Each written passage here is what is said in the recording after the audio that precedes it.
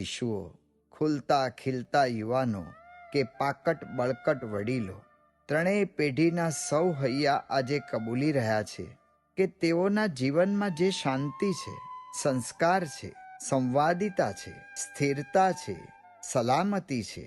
તે પ્રમુખ સ્વામી મહારાજને આભારી છે. સૌના હૈયે ખળખળતી આ લાગણીને અહીં લિપિમાં ઢાળી છે. એક હાથ કેટલી કુશળતાથી કાર્યો કરી શકે, એક કાન કેટલી શ્રદ્ધા સહાનુભૂતિથી સાંભળી શકે, એક આંખ કેટલી નિર્મળતાથી નિહાળી શકે, એક મગજ કેટલું દૂરંદેશીપણું દાખવી શકે,